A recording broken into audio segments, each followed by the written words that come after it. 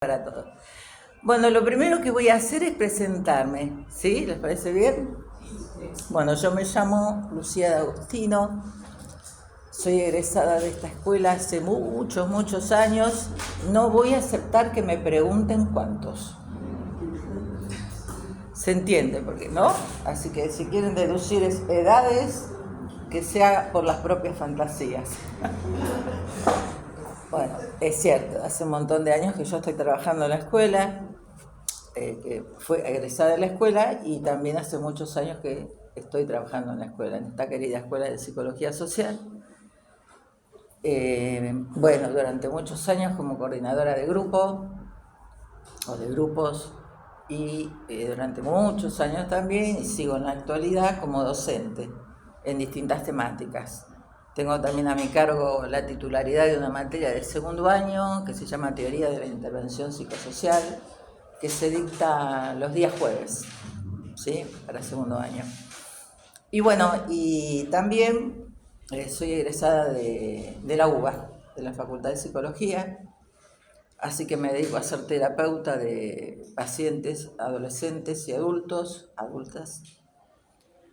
Y también desde hace muchos años, los empecé a hacer en la escuela durante muchos años, a dar seminarios de introducción al psicoanálisis y a la psicopatología psicoanalítica, articulando a Freud, a Piaget y a Lacan, para todas y todos. Y esto se los cuento porque quiero compartir con ustedes cómo desde el año pasado, no voy a sacar de ahí, pero quiero contarles que el año pasado yo escribí este libro que está basado en todos los años de los seminarios que hicimos.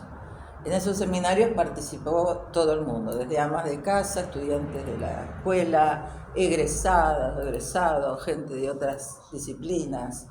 Es decir, que estuvo armado, este libro se llama Introducción al psicoanálisis y a la psicopatología psicoanalítica, Freud-Lacan, pero articulado con la teoría de Piaget-Rivière, para todas y todos, y el subtítulo es dedicado a las y los psicólogos y psicólogas sociales. ¿Sí? Es decir, que fue declarado a fin del año pasado de interés para la comunicación social por la legislatura de Buenos Aires, lo cual es un honor para mí. Y el 24 de abril se llevó a cabo la ceremonia de entrega del diploma en la legislatura. Bueno, fue una cosa irrepetible, donde estuve acompañada como oradoras. Bueno, había gente de prensa también, Víctor Hugo Morales y otra gente de prensa, también funcionarios, pero tuve la alegría de contar con mi querida Ana Quiroga, ¿no? La directora de esta escuela, fue una de las oradoras. Estuvo también Jorge Rodríguez, que les cuento, que tiene que ver con la historia de Piaget, porque Jorge Rodríguez es un psicoanalista que fue el que lo seguía a Piaget-Rivière cuando daba clases, hace muchísimos años atrás. La primera editorial que editó los libros de Piaget era Editorial Nueva Visión. Y él es el que se encargaba de recopilar el material de Piaget, y fue el que editó los libros que tenemos de Piaget-Rivière. ¿Sí? Los primeros libros que tenemos de Piaget-Rivière los editó, ya es un hombre grande, ¿no? Pero muy lúcido. Y bueno, después hubo como oradoras también una ex alumna mía, psicóloga social, bueno, gente, una periodista. Bueno, fue un evento muy lindo. ¿Cuál es el objetivo de este libro? Obviamente, ustedes saben que se dedica a lo inconsciente, como Piaget, como Freud, como Lacan, ¿no? Que descubre la existencia de lo inconsciente. Por lo tanto, el objetivo de saber de los conceptos de psicoanálisis es tener herramientas para ser consciente de lo inconsciente. ¿Sí? ¿Por qué es fundamental? Porque sin conciencia de nosotras mismas, de nosotros mismos y de la realidad que nos rodea, es imposible generar cambios, transformaciones, ¿sí? Es decir, nos transforma en protagonistas de una historia, de la propia historia, ¿no? Y pasamos solo de padecer a saber los motivos que nos llevan a nuestro padecimiento, cuáles son las causas de los propios y de la realidad que nos rodea, ¿sí? Y para Piaget eso es signo de salud mental. ¿sí? Y está basado en la democratización del saber, es decir, que el saber no es solo para una élite, sino para cualquiera que le interese saber, en un lenguaje accesible, y no hacen falta conocimientos previos para entenderlo. Bueno, eso en relación al libro. Después yo trabajo en el Ministerio Público de la Defensa. Ustedes saben que el Ministerio de Defensa trabaja, hago así porque quedo medio encandilada con el tema de la luz, ¿no? Trabaja en defensa de los derechos de los más vulnerables, ¿sí? Hace 5 años que venimos trabajando con gente en situación de calle y con gente, bueno, obviamente en situación de vulnerabilidad. Yo anduve por todas partes, por los hospitales de Gran Buenos Aires, hospitales de acá de Cava, trabajando con chicos de la calle, con pibes de conventillo, con adolescentes, mujeres judicializadas, ¿no? Madres solteras, bueno, un montón de actividades comunitarias que he realizado. Y lo último que les cuento es que canto.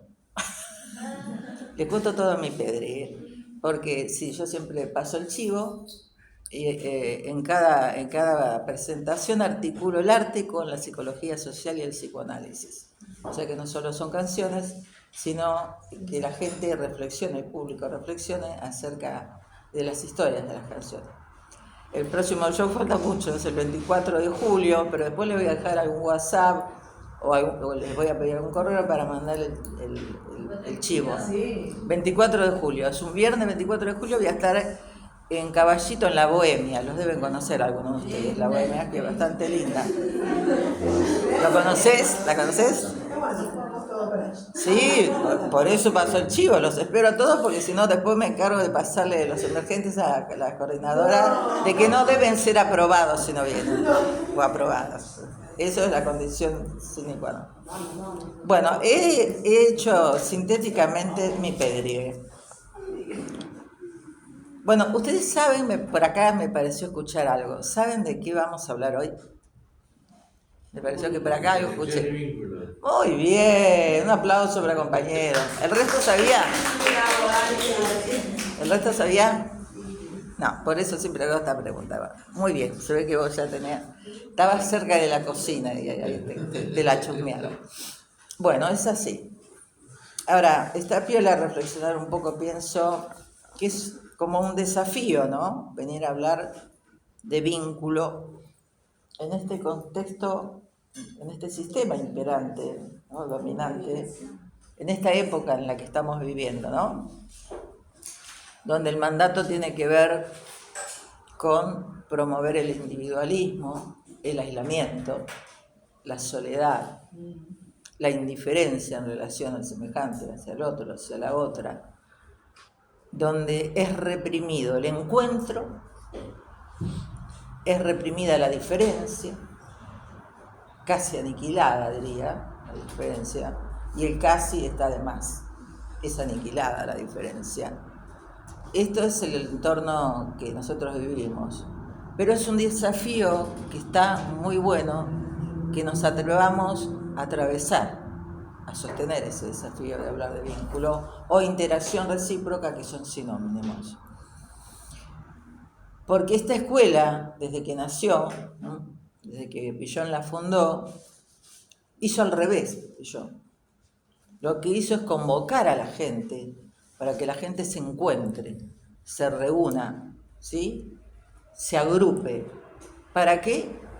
Para entre todas y todos pensar acerca de sí, de sus propios padecimientos y de la realidad externa que nos rodeaba. Sigue teniendo el mismo alineamiento de la escuela. La escuela ha sido un espacio de contención y sostén en los peores años de nuestra historia, como en la época de la dictadura, ¿no? Así como en los años más floridos que pudimos vivir, ¿no? Entonces, ¿qué promovía allí? El encuentro, el pensar con otros, el sentir con otros, decidir con otros, transformarse con otros, con otras, ¿sí? Estableciendo todo al revés de lo que hoy. Lazos solidarios, cooperantes, ¿no? encuentros, pertenencia, porque la pertenencia, ¿no?, nos aparta del vacío de la soledad, ¿sí?, y nos fortalece. Por eso es tan combatido en este momento, ¿no?, los encuentros, ¿sí? Sabemos que siguen existiendo. Yo estoy hablando de un discurso dominante, ¿sí? Si no, no existiría la Escuela de Psicología Social. Y para Pillon todo esto que estamos hablando, que él promovía en los grupos, y sigue siendo el eje, ¿no?, es promover salud en la gente. Ustedes saben que nosotras estamos para aprender eso, para promover salud en la gente. Él siempre decía que la condición para estar en la escuela era estar vivo o viva, pero que no era solamente respirar, sino era la capacidad de seguirse sorprendiendo, de interrogarnos, de hacernos preguntas, de reflexionar sobre el mundo que nos tocaba vivir en cada momento, de reflexionar sobre las cosas que nos pasaban a nosotras, a nosotros, que con eso tenía que ver estar vivo, estar viva, no había ninguna otra condición, ¿no? Bueno, en ese contexto, yo les quería preguntar también, ¿qué los trajo? ¿Qué los trajo a la escuela? ¿Qué los ha hecho venir acá? A anotarse en la escuela. Pueden hablar, no se cobra por hablar. Pagan la cuota, pero por participar acá no se cobra. Al contrario. Digan lo que piensan. ¿Tenés más herramientas para entender un poco el contexto? Bien. De algunos que trabajan en grupos con mucho en deporte. En deporte, muy bien, muy bien. Bueno, Pillon trabaja mucho en el proceso grupal, trabaja mucho acerca del trabajo en equipo y rescata, por ejemplo, el fútbol, ¿no? Y hace un análisis de lo que pasa en los equipos de fútbol, muy interesante. ¿Para qué más?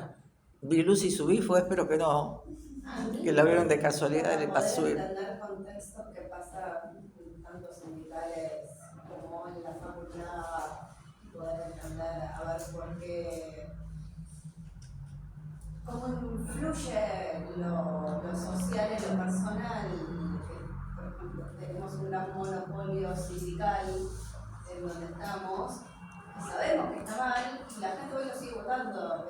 Esas cosas me explotan un poco la cabeza, poder entenderlas por ahí dentro del contexto. Yo creo que las herramientas que trae esto es una cosa. Igual hoy por hoy, ya habiendo pasado un par de clases, ya no sé si vengo tanto por eso, sino porque hoy por ejemplo no quería venir y vine igual y no me arrepiento ya estando acá.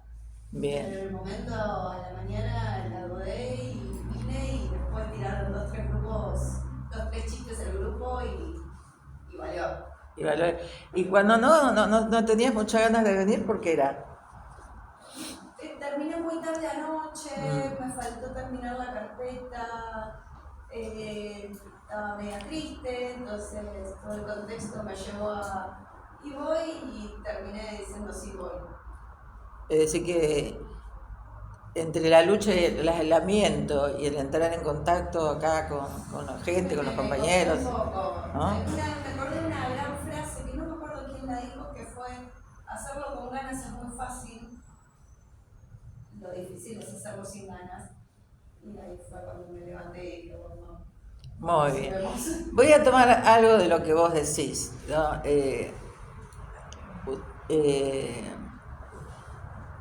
A ver, ¿cómo decirlo en los términos más sencillos? Habitualmente nos pasa, ¿no?, en la cotidianidad, ¿no?, que hasta nuestros propios familiares nos dicen, muchas veces nos han dicho, bueno, en la formación en esta escuela, porque el grupo, ¿no?, y ahora vamos a hablar del grupo y del vínculo en el grupo, promueve un montón de cosas, ¿no?, pero tiene que ver con algo muy vital. Pero también promueve cosas que, bueno, no le pueden generar resistencias. Pero me interesó mucho esto que dijiste, sin ganas. Ahora, habría que pensar, porque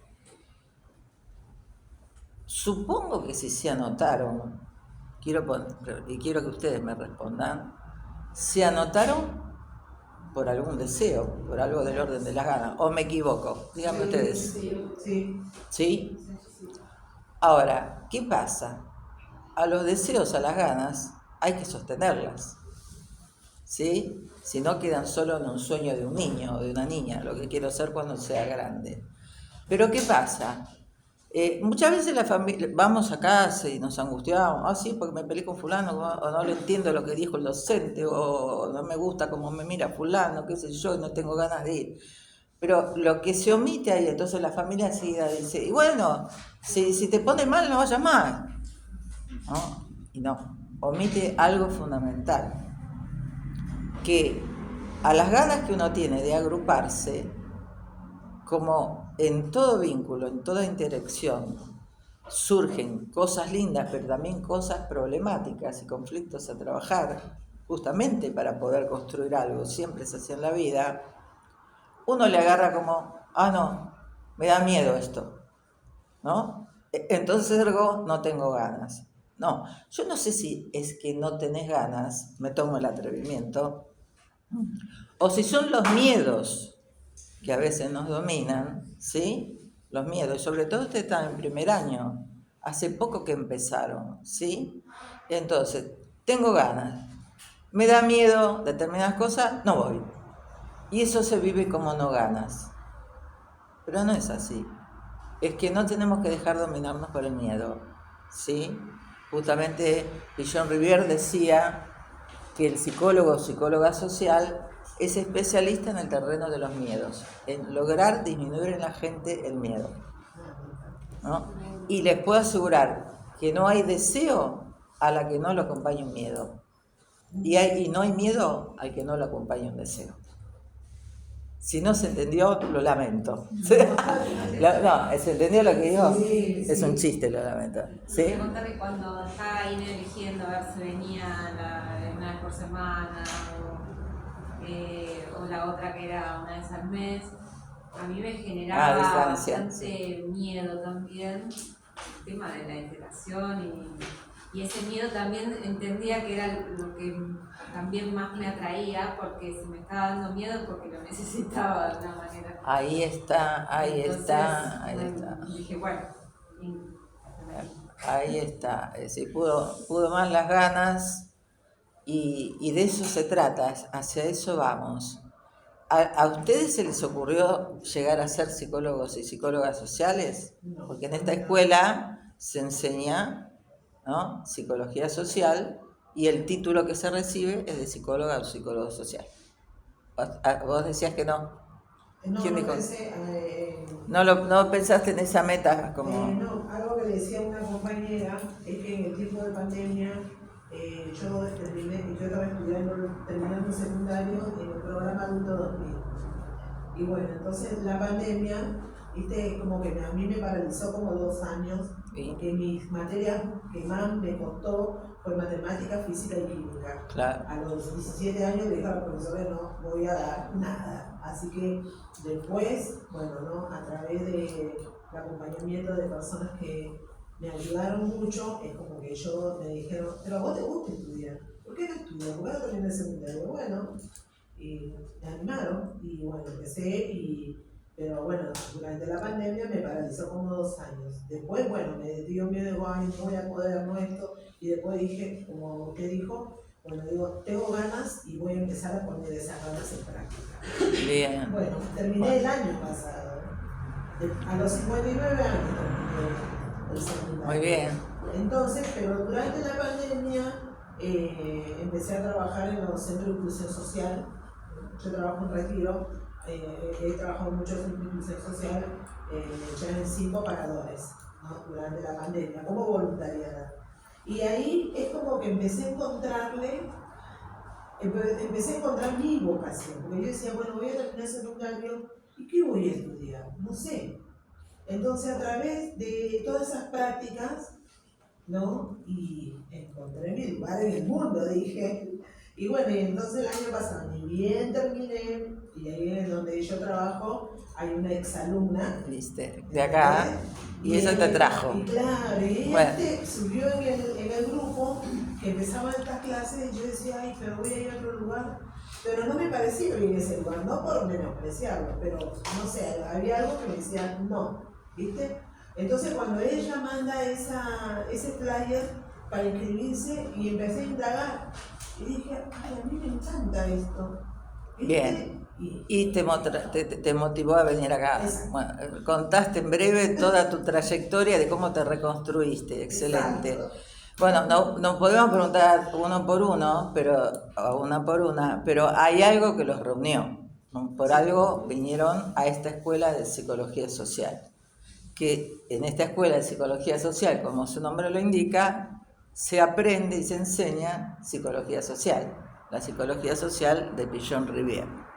Ahora, ustedes mismas en algunas respuestas me fueron diciendo, vinieron a estudiar psicología social para distintas herramientas, distintos objetivos, pero ¿cómo vinieron y acá está lo que decía ella, con qué modalidad decidieron aprender?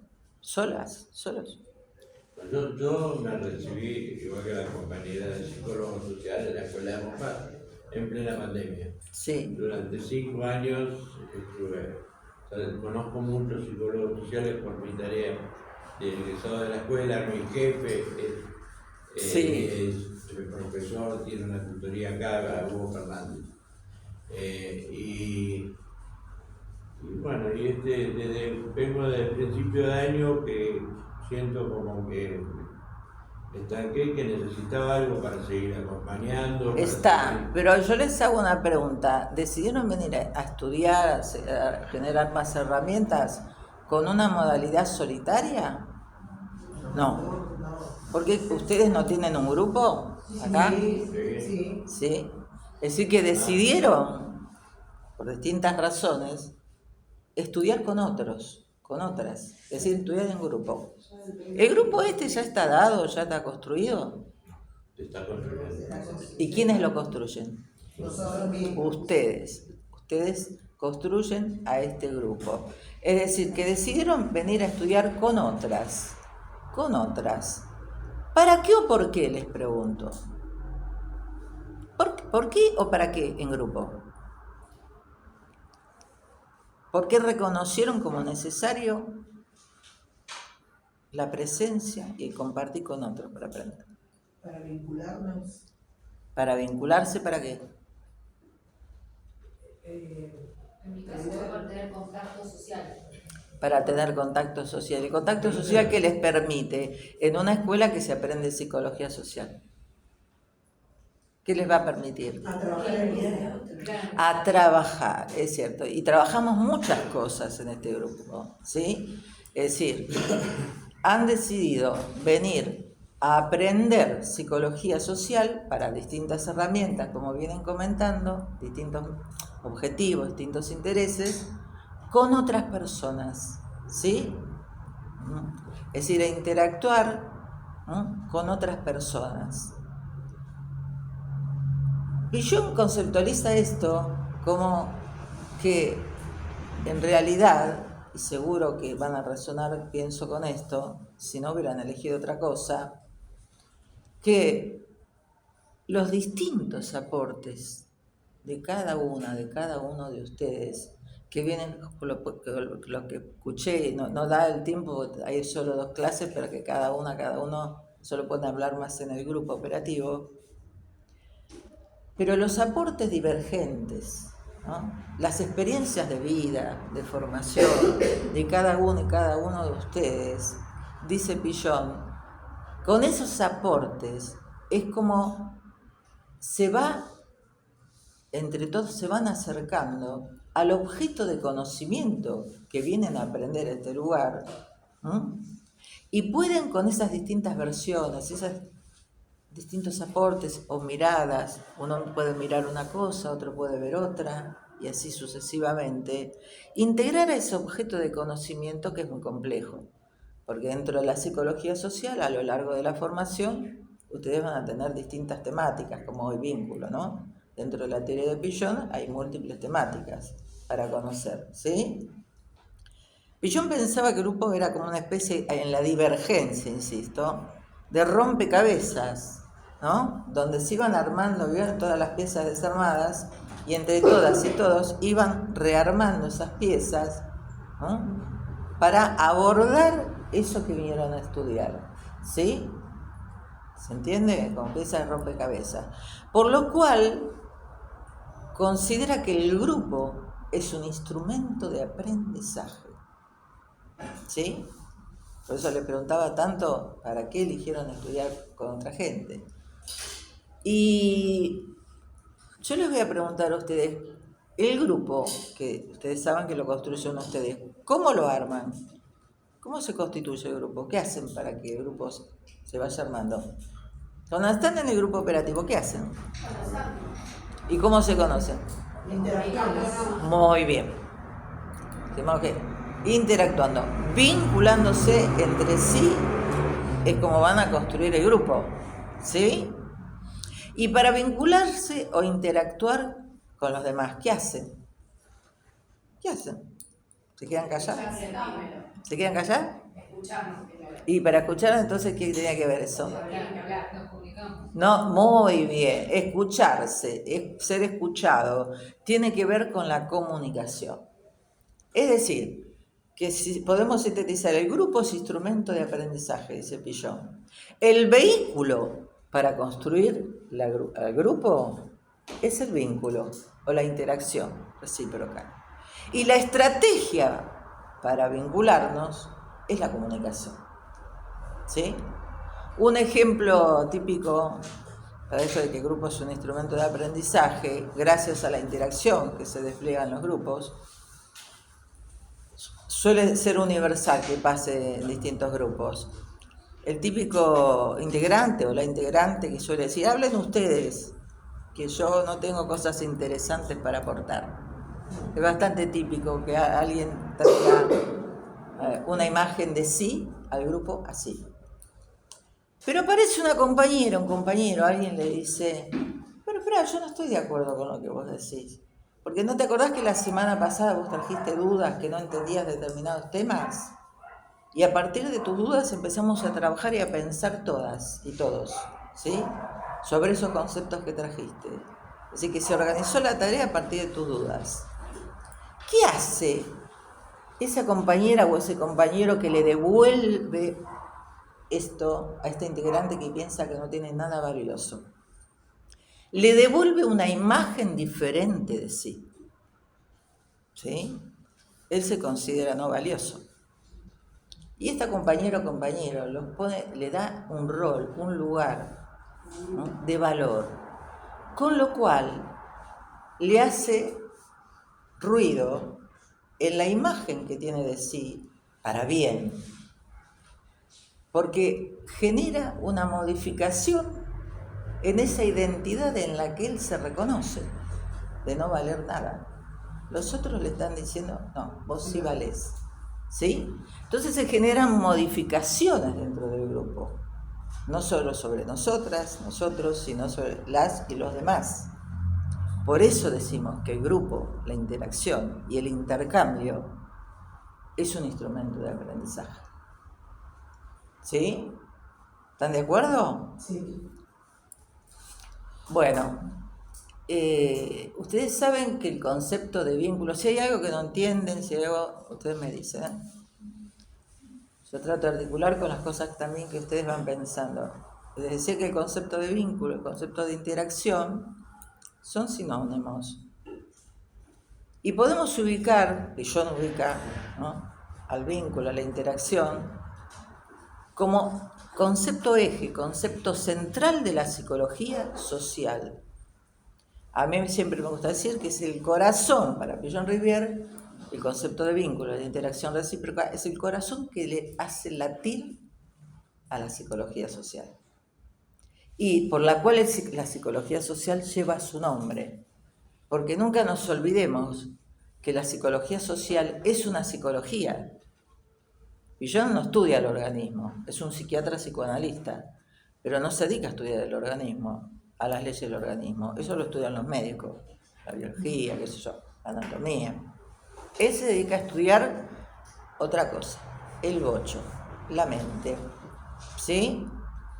Porque las preguntas principales que se hace Pichon Rivière, por eso decimos que es una psicología, es cómo es que se conforma el psiquismo humano, la mente humana. ¿Cómo llega a ser como es? ¿Cómo llegamos a ser de una manera, de otra, a sentir, a pensar, a accionar, a ver el mundo de una determinada manera, de otro? ¿No? Es decir, ¿cómo se construye la subjetividad? ¿Qué quiere decir subjetividad? Todo esto lo digo como sinónimo, ¿no? Psiquismo, mundo interno, subjetividad. La subjetividad es lo propio del ser humano, que es el mundo que llamamos mundo simbólico. Porque lo que él se está preguntando es cómo llegamos a tener el mundo ideativo que tenemos, el mundo de nuestras ideas, de nuestros pensamientos, de nuestros sentimientos, de nuestras emociones, de nuestras fantasías, de nuestras representaciones. ¿De dónde salen? Es la pregunta que se hace. ¿Sí? Va a responderse después, como conclusión, después de largos años de investigación, que es el vínculo, la interacción, y que de ahí parte. Entonces, las afirmaciones fundamentales de las que parte, mejor dicho, de las que parte, no, a las que arriba a partir de su pregunta, Pichon Rivière, es la principal es el ser social, la característica de ser seres sociales. Ustedes habrán escuchado cómo define él, en aquella época los discursos eran hombres, mandemos fallido. El discurso era otro, no se hablaba de los, como hablamos ahora. Él decía, el hombre que es, para Pichon Rivière, es un ser. ¿Qué más? ¿Qué más? ¿Qué hace con las necesidades? ¿Se satisface en dónde? En la sociedad, o sea, con otros. Sí, en relaciones dice que lo determina. El hombre es un ser de necesidades que solo se satisfacen socialmente en relaciones que lo determinan. Ya ahí está aclarando que no venimos con nada al mundo en nuestra mente, que no venimos con nada, ¿no? No venimos con conductas preestablecidas, preformadas. Nos hacemos solos, no, con otros, con otras, está diciendo ahí. No hay nada en el hombre que no resulte, dice, de su interacción entre individuos, grupos o clases. Toda conducta, son como las afirmaciones básicas, debe ser comprendida dentro del contexto histórico, social, grupal en el cual emerge. No se puede aislar una conducta del contexto grupal social del cual emerge. ¿Sí? Es decir, que a todo eso, en realidad, vamos a decir, como les decía antes, que Pichon arriba, son conclusiones a las que llega, ¿sí? Porque como el gran genio creador, yo siempre lo hablo en presente, porque su teoría no es caduca, nos sirve para pensar esta realidad, la del pasado y la que vendrá, ¿sí? Y hay otra cosa importante que no dijimos en relación a para qué en grupo, para qué vincularnos, para qué interactuar, que ustedes no vienen solo a trabajar la teoría o a hacer prácticas o a hacer trabajos escritos, etc. Vienen también a, que es lo que la condición, ¿no?, que ponía Pichon cuando creó la Escuela de Psicología Social, vienen a trabajarse. Eso es lo que propone la escuela, trabajarnos a nosotras mismas, a nosotros mismos, ¿sí? Trabajar como somos, qué manera tenemos de comunicarnos, de relacionarnos con los demás, de ver el mundo que nos rodea, ¿sí? Y en esa confrontación de distintas formas, ¿sí?, se generan también modificaciones internas, ¿no? Como el ejemplo de este integrante, ¿no?, que se sentía poco valioso, ¿sí? Entonces yo les decía, son conclusiones a las que arriba, porque con ese bocho tan abierto, solo se puede llegar lejos si uno tiene una mente abierta. Si uno no tiene una mente abierta. Él es un profundo estudioso, como psiquiatra psicoanalista, de muchísimas disciplinas que lo antecedieron y también de las que estaban en boga en la época en que él va investigando a lo largo de toda su vida, ¿sí? Entonces vamos a recortar algo que se llama interlocutores de Pillon. Todos los autores tienen interlocutores. ¿Saben lo que quiere decir interlocutores de un autor?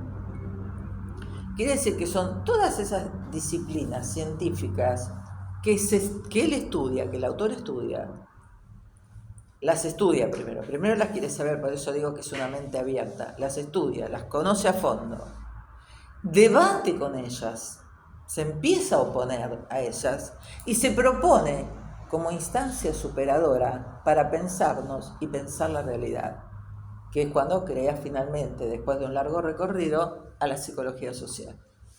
Entonces voy a hablar un ratito, alguien después márqueme cuando son las 12:30, por favor, sí, porque yo estoy acá con el celular grabando, ¿sí?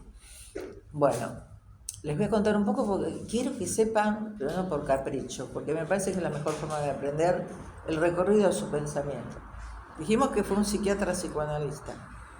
Entonces vamos a tomar un ratito la psiquiatría clásica que lo precedió, antes de Pillon, ¿sí? La psiquiatría clásica es un movimiento que lo formaron los médicos, ¿no? Allá a mediados del siglo XVIII. Y quisieron preguntarse cuál era la causa de la enfermedad mental. Ustedes saben que a eso se dedica Pillon Rivière cuando trabaja en el Hospicio de las Mercedes, que es el actual Borda, ¿no? Esto se lo contaron. ¿No le contaron que trabajó en el Hospicio de las Mercedes? ¿Nunca? No creo. ¿Vos, Judith, qué decís? No sé. O quizás no lo recuerdan, calculo que en algún momento le habrán comentado, pero claro, es tanto estímulo que por algo dura la carrera, porque las cosas se vuelven a redundar, a repetir. Pero bueno, él se dedica a estudiar la enfermedad mental y se dedica a estudiar la conducta enferma y la conducta sana, Pillon Rivière. Pero bueno, parte, ¿no?, de estudiar con los enfermos mentales en el hospicio que hoy es el Borda, pero se llamaba en aquel entonces Hospicio de las Mercedes. Vuelvo a la psiquiatría clásica. Los médicos tenían un esquema orgánico, porque el médico, como dijimos antes, estudia el organismo, las leyes del organismo, pero usa ese modelo para entender lo psíquico, ¿no?, lo mental, y se encuentra con un grave obstáculo, porque termina concluyendo que la enfermedad tiene una causa orgánica. Listo, pum. Encierra a los enfermos, les suprime los síntomas con psicofármacos, piensan que los enfermos tienen que estar encerrados, los considera desadaptados a las normas y que hay que readaptarlos a las normas vigentes de la sociedad de ese entonces. Entonces, con estas características de la psiquiatría clásica, por supuesto que el modelo no le sirve, porque el modelo biológico para pensar lo psíquico no sirve. Eso es lo que se da cuenta Pillon, y en eso está de acuerdo con el psicoanálisis, con Freud, que deja de ser psicoanalista Pillon por crear la psicología social. Entonces considera a la psiquiatría clásica, por un lado dice, los psiquiatras clásicos son líderes de la resistencia al cambio, porque aíslan al enfermo de la sociedad para no mostrar qué relación tiene la sociedad con la producción de la patología mental. Y lo considera organicista. Es una ética de represión, ¿no? Porque en realidad, cuando uno empieza a investigar, la psiquiatría clásica nace con el Estado capitalista. Entonces Pillon lo considera, ¿no?, un dispositivo del capitalismo. La sociedad capitalista pretende formar sujetos, perfiles de sujetos, de ciudadanos, ciudadanas, que fomenten el sistema, que lo alimenten, ¿no?, determinados perfiles de subjetividad, para que el sistema siga vigente. Hoy es un neoliberalismo salvaje, ¿no? Aquel entonces estábamos hablando de un capitalismo. Ahora, ¿qué pasa? Cuando surge la enfermedad mental, el síntoma viene a hacer ruido en la sociedad. La sociedad quiere acallar eso, pero cuando surge el síntoma, viene a denunciar, y ahí sale el concepto de portavoz de Pillon Rivière, ¿Lo escucharon nombrar el concepto de portavoz? Sí. Es aquel que denuncia de manera inconsciente, sin saber que está denunciando a través de su enfermedad, ¿no?, una estructura grupal, o en este caso una estructura social, ¿no?, con una determinada dinámica. Y en este caso, ¿cuál era la dinámica? Una dinámica que generaba enfermedad mental en la gente. ¿Sí? El capitalismo, con sus formas y su sistema, produce enfermedad mental. Y por eso con psicofármacos o chaleco químico tapan el síntoma, ¿sí?, para que no haga ruido. Por eso lo llama Pillon Rivière portavoz, y en vez de taparlo lo escucha. Se pone a escuchar el síntoma. Entonces deja de lado, desecha a la psiquiatría clásica. Por otro lado, dijimos que tiene una formación psicoanalítica. Cuando él es uno de los fundadores, habrán escuchado por ahí, si no se los cuento, de la Sociedad Psicoanalítica Argentina. El más importante de los 3 fundadores de la Sociedad Psicoanalítica Argentina. Y en esa época debate y pelea con los psicoanalistas llamados kleinianos. Kleinianos viene de Melanie Klein, que ya más adelante vamos a ver a Melanie Klein. Ahora le estoy haciendo como una pincelada, ¿no?, de recorrido de pensamiento. Melanie Klein fue una psicoanalista que estudió a Freud, pero no siguió lo que dijo Freud, siguió para otro lado, y metió la noción de instinto. Dijo que decía, y los psicoanalistas kleinianos sostenían, que las personas veníamos al mundo ya con conductas preformadas, antes de nacer. Y Pillon pelea tajantemente con esta gente y saca y tira a la basura el concepto de instinto. Por eso dice que no hay nada en el hombre que no resulte de la interacción entre sus individuos, grupos y clases. ¿Se entiende lo que voy diciendo? Sí. Les pido por favor, miren, mi mayor gratificación, y para la escuela también, es que ustedes se entiendan. Es el principal objetivo. Así que si algo de lo que digo no se entiende o yo no me sé explicar, ¿sí?, prefiero que me lo digan. Igual después me voy a enterar por los emergentes, así que es mejor que me lo digan acá. ¿Sí? ¿Se entiende lo que estoy diciendo? Entonces vamos a decir un poquito. La pelea más fuerte la tiene con los kleinianos, aunque toma cosas después, ya van a hablar de Melanie Klein más adelante. Con Freud tiene puntas de convergencia, que es el creador del psicoanálisis, ¿no? Porque Freud le da bastante importancia a la cultura, ¿no?, en la formación del psiquismo, ¿sí? Por ejemplo, habla del complejo de Edipo, todo el mundo debe conocer algo, yo no lo voy a explicar ahora, en un momento. Pero tiene que ver con relaciones, madre, padre, hijo, que Pillon llama situación triangular, es decir, con el grupo primario, tiene que ver, ¿sí?, del que venimos todos. Padre, sustituto, padre, madre, biológico o sustituto. Aquellos que cumplan función materna, paterna, que lo vamos a hablar más la clase que viene, la reunión que viene.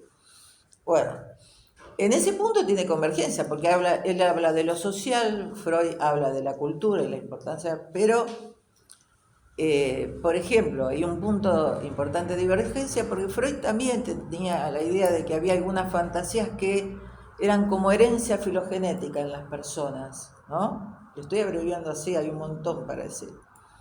Entonces ahí Pillon dice, no, Sigmund, Freud se llamaba Sigmund. No, ahí no estoy de acuerdo con Bob Sigmund. No estaba vivo Sigmund, porque Sigmund era de 1800 y pico, ¿sí?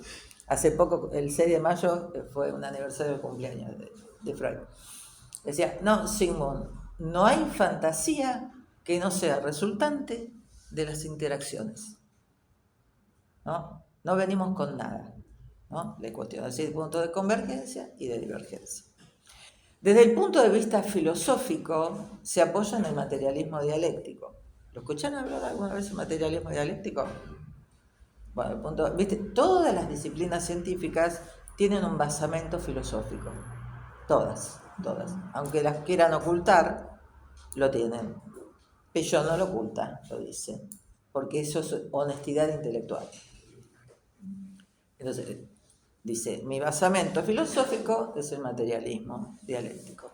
¿Qué sostenía? Que los hombres se producían a sí mismos, o sea, se hacían a sí mismos en comunidad con otros, hombres, hablaba de hombres ya de otra época, ¿no? Ahora podemos decir hombres, mujeres, los y todas las formas, ¿no? Que existen.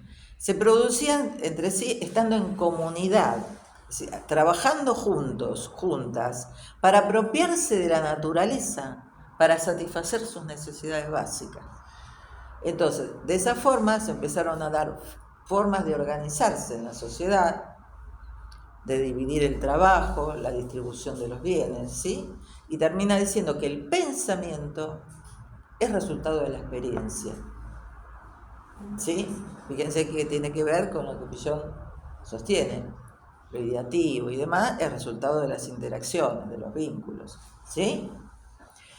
Esto tiene que ver con disciplinas que él estudia, pero lo que le permite dar el giro y crea su psicología social es su propia experiencia clínica en el hospicio en el Borda, o Hospicio de las Mercedes.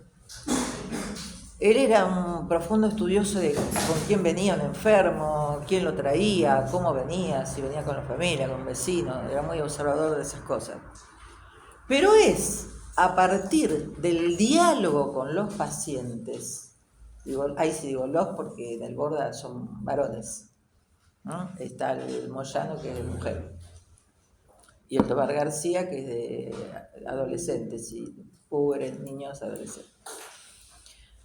Entonces, digo, en el diálogo con sus pacientes, ¿no?, es que produce el giro y crea su psicología social.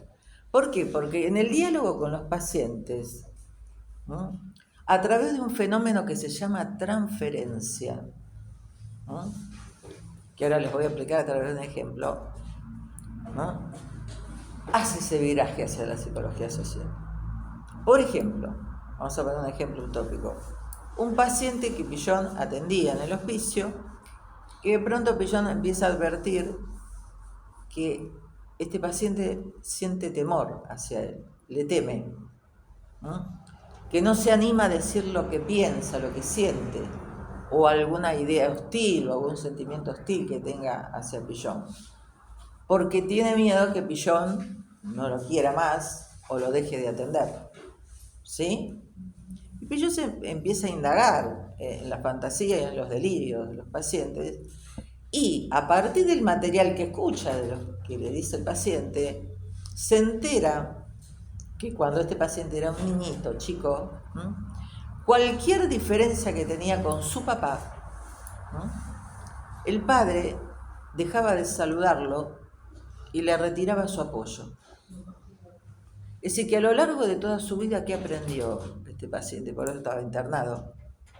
Que para tener el amor del padre, ¿no?, se tenía que desconocer a sí mismo. Eso es fuente de enfermedad, ¿no? Es decir, que para que me quieran tengo que renegar de mí, es fuente de enfermedad. ¿Se entiende? ¿No? Porque no tengo lugar para ser yo. ¿Sí? ¿Me entiende lo que digo? Entonces, entonces ¿qué descubre? Que eso que para el paciente lo vivía como actual con él, y que era Pillon, el que era el malo, ¿no?, que lo iba a reprimir o que se iba a enojar con él, se da cuenta que no, que es una transferencia, que el paciente actualiza en el hoy algo que fue un modelo de vincularse con el padre en el pasado, sin saberlo, de manera inconsciente, ¿no? Entonces lo interpretaba, ¿no?, hacía consciente lo inconsciente, ¿sí? Entonces, a partir de ahí, hace el viraje a su psicología social y dice que el mundo interno, en realidad, es la resultante de internalizar esa compleja trama de interacciones, de vínculos que fuimos viviendo a lo largo de toda nuestra historia, partiendo del grupo primario, ¿no?, biológico o sustituto, dijimos, ¿no?, o adoptivo, ¿sí?, pero también de otros grupos por los que fuimos pasando. Ahora, por suerte, ese mundo interno, si no, no tendría sentido que estuviéramos estudiando esto. Se puede cambiar. El psiquismo, dice, es una estructura que está sujeta a cambio, a través de nuevas interacciones con nuevos grupos, que es lo que dijimos al principio. Ustedes también vienen a revisar formas, ¿no?, de comunicarse, de interactuar, de ver las cosas, la vida, que a veces no nos sirven para ser más felices. A veces sí y a veces no.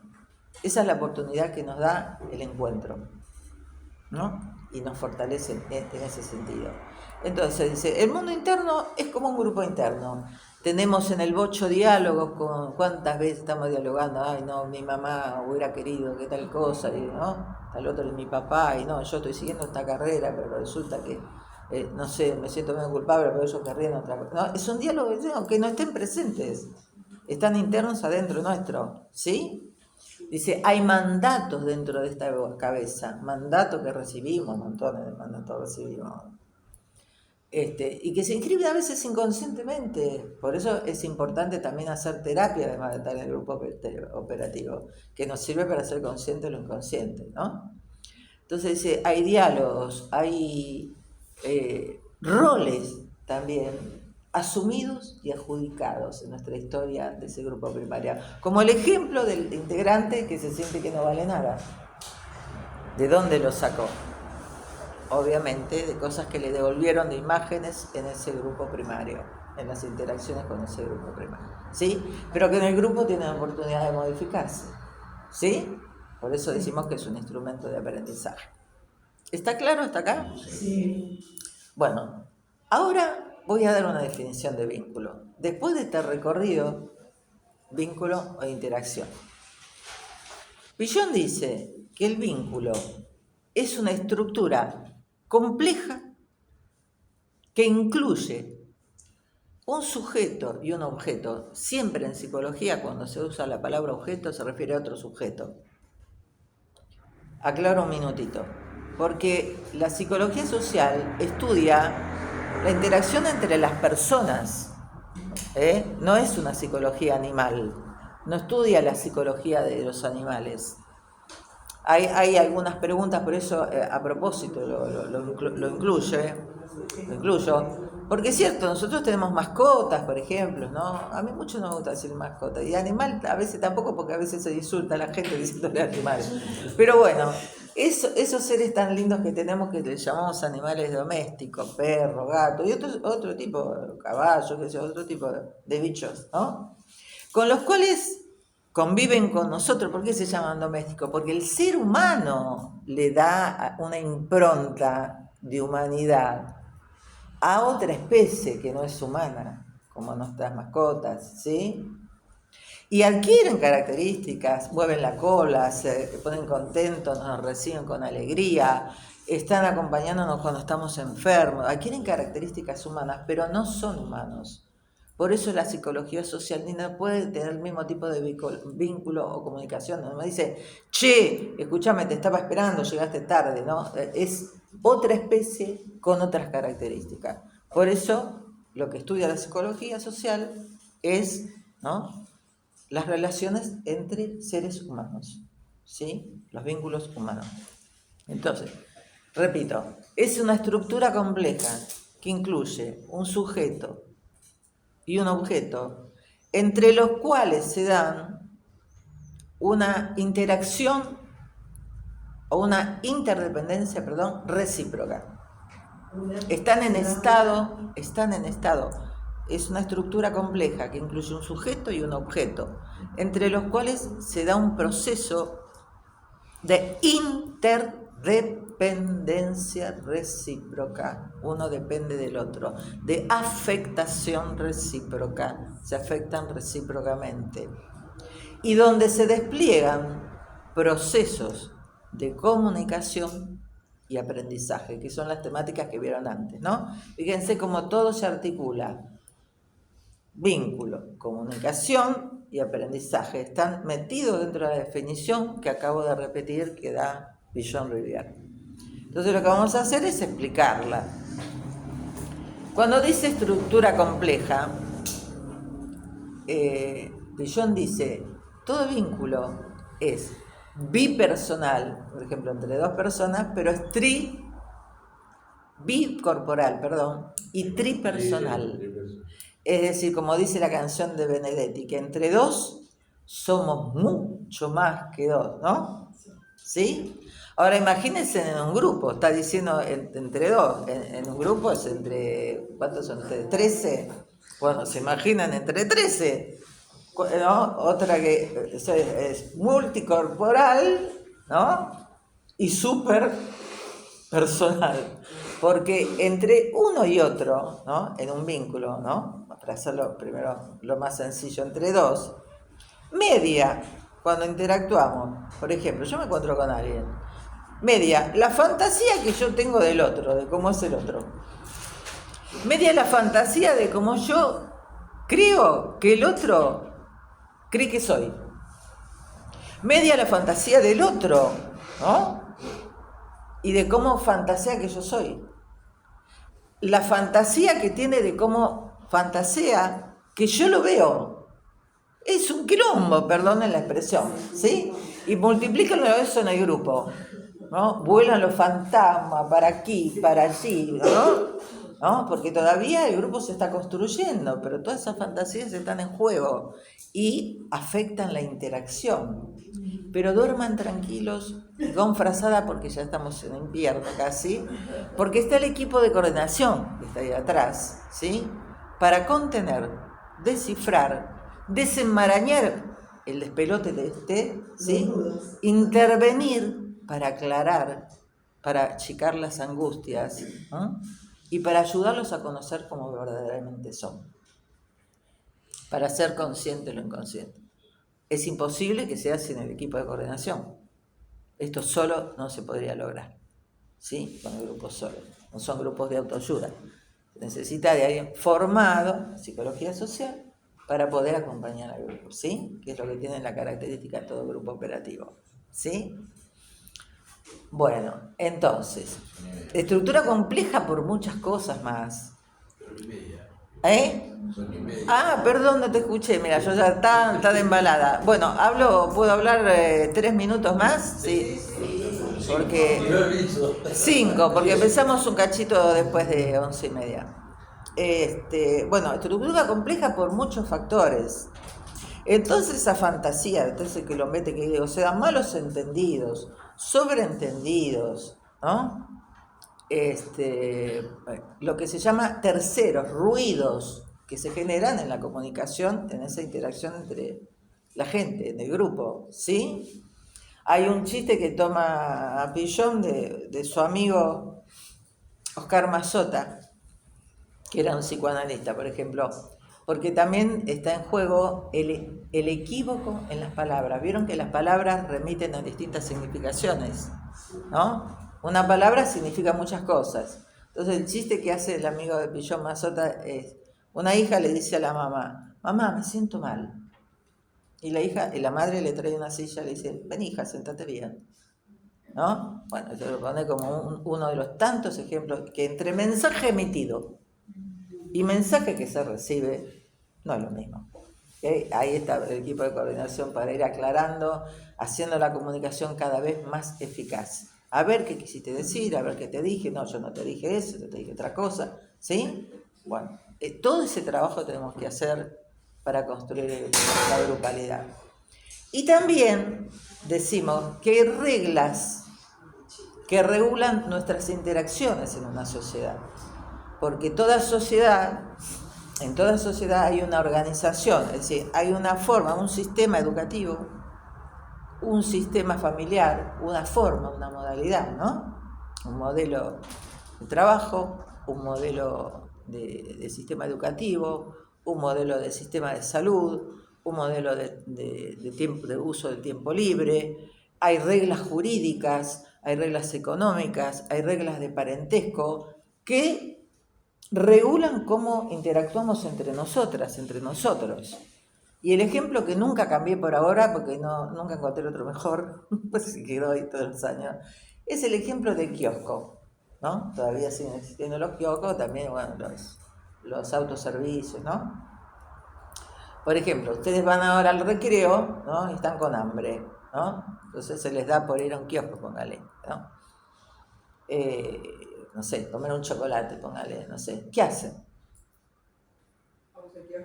Van al kiosco, lo piden, muy bien. no saludan, estamos muy acostumbrados ahora a no saludar, o a saludar y que no nos respondan, bastante habitual, ¿no? Bueno, a veces uno saluda, a veces no saluda. Bueno, quiero, le dice al vendedor, bueno, quiero tal chocolate, o a veces uno tiene la posibilidad de servírselo. Después de agarrarlo, ¿qué hacemos? ¿Salimos corriendo? No, vamos. Lo tienen que pagar, hay que pagarlo. Muy bien, yo podría salir corriendo, pero para la regla jurídica de nuestra sociedad eso es un delito. Entonces, ¿qué quiero decir? Que en esa interacción entre comprador y vendedor ya tienen internalizadas las conductas con las que hay que proceder. Y es de manera inconsciente, porque no me tengo que poner a pensar cómo tengo que actuar. Ya está apropiado. Y hablando de apropiado, ¿qué está regulando ahí? La regla de propiedad privada, que cada uno de nosotros es activo o pasivo respecto de ciertos objetos o propiedades. Yo me puedo meter en la casa, sí puedo, pero no debo meterme en la casa del vecino porque violación de domicilio, etcétera, ¿sí? Esto vuelve a esta idea de que todas las interacciones tienen reglas, ¿no?, que median, ¿sí? ¿Entienden?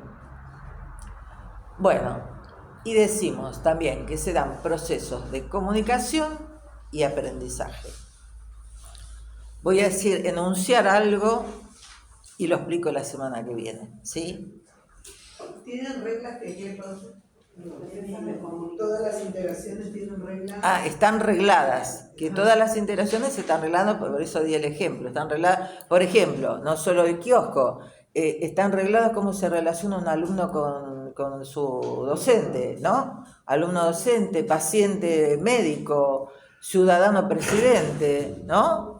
Sí. Ahora, esas reglas se pueden transformar, no tienen por qué durar para siempre.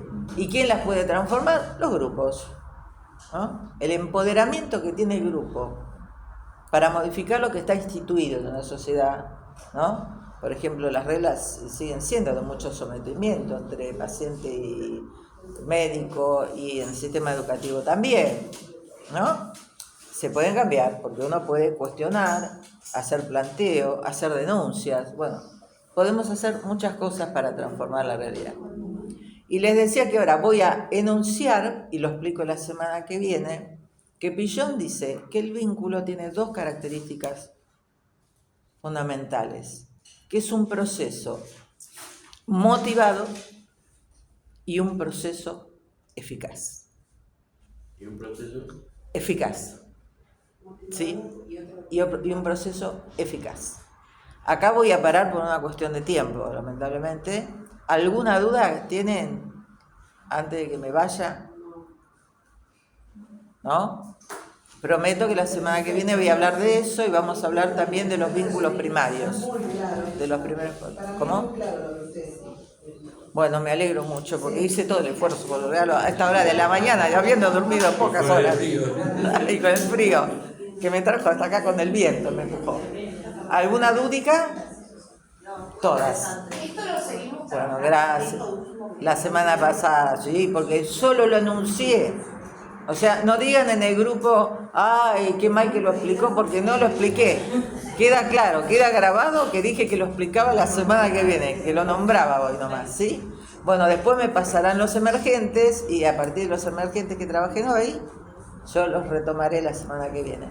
Bueno, les deseo buen fin de y una alegría de conocerlas y conocerlos. Y les dejo mi WhatsApp. Me dejo mi WhatsApp, sí.